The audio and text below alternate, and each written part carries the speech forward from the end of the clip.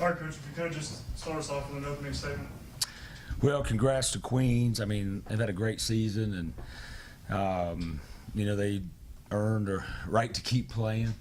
They're an excellent defensive team, and I can sit here and say we had an off night offensively, but you got to give them a lot of credit for the pressure they put on us, speeding us up. So I would say I told the guys, it's you never have the right words, especially for those seniors that don't get a chance to keep playing. But it's the most fun I've ever had coaching a team. And when a couple days, a week, or whatever from now, when the dust settles, we look back, we'll celebrate this season and the history that those seniors and this team made.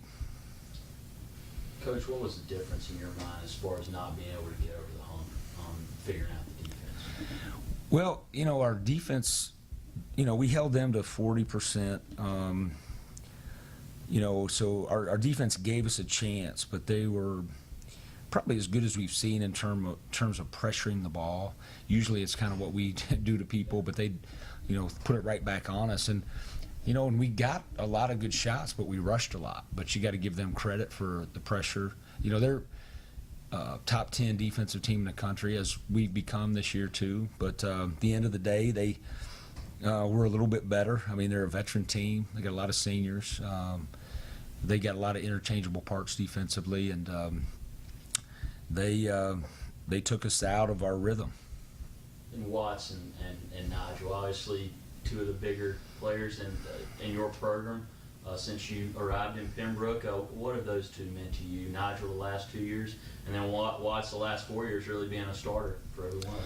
Yeah, well, Brandon, I think has more wins than any player in program history. I think he moved into the top 10 in Peach Belt scoring, probably third all time.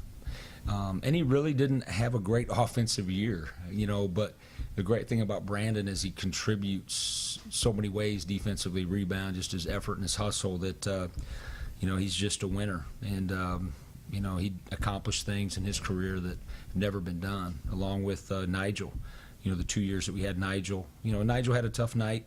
Getting the ball in the basket was a little sped up, but, just a warrior in the paint, and, just enjoyed those couple years I had a chance to coach him as well. And then, Bryson was kind of the silent leader. He didn't get to play, but we'll really miss him.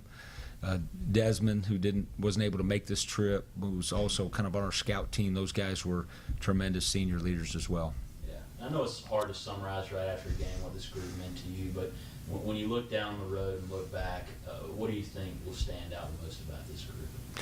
Well, they'd be a couple things. Number one, I thought they really used last season as motivation to work this off season, and they really bought into the defensive end, maybe more so than any team we've had. We've had some good defensive teams.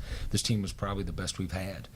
And the other thing too is, as much fun as they are to coach, they're great people. They got bright futures. Some of them possibly playing professional ball at some level, but also getting their degrees, and they're just a fun bunch to be around. I think it's the first year I haven't broken a clipboard, or I don't think I got a technical this year for the first time. But and I can count on one hand, maybe I was disappointed with the guys' effort in practice or games, but they've been a lot of fun to coach throughout the season.